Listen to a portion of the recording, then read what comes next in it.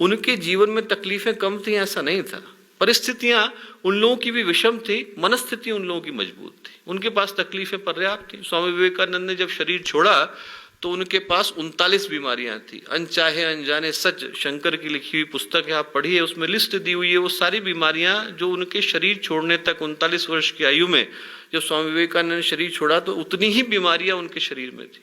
गुरुदेव को अपने जीवन में विरोध झेलना पड़ा हो ऐसा नहीं, इतने सारे लोगों ने गुरुदेव का विरोध किया उस समय में। वो सारी बातों को लेकर क्या है कि नारियों को गायत्री अधिकार मिलना चाहिए, सभी जातियों को मिलना चाहिए, जब सारे के सारे लोग यहाँ पर विरोध करने के लिए तैयार होते थे, एक से एक बात करते थे, उसके बावजूद, इतनी सारी परेशानियों के बावजूद उनके मन में, चिंतन में, दृष्टिकोण में कभी जरा सा भी अंतर नहीं आया। उनकी मुस्कुराहट को देख करके आप अंदाजा नहीं लगा सकते कि वो लोग अपने जीवन में कितनी परेशानियों से जूझते रहे होंगे।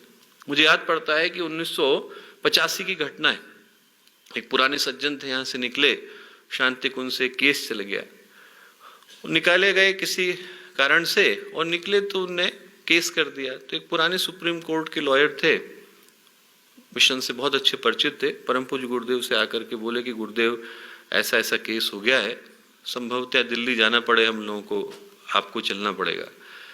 गुरुदेव बोले बेटा जाना तो नहीं पड़ेगा, केस है तो भी जाना नहीं पड़ेगा। तो बोले यदि गए तो उसी के यहाँ ठहरेंगे। वो जो व्यक्ति जिसको शांति कुंज से निकाला था वो बोले उसी के यहाँ ठहरेंगे, दिल्ली में रहते थे वो। तो गुरुदेव बोले उन्हीं ने तो केस किया है। बोले कोई बात नहीं बेटा, बेटा है हमारा, भटक गया होगा, उसके घर में ठहरेंगे, दिल्ली जाएंगे तो किसके घर में ठहरने में क्या दिक्कत है।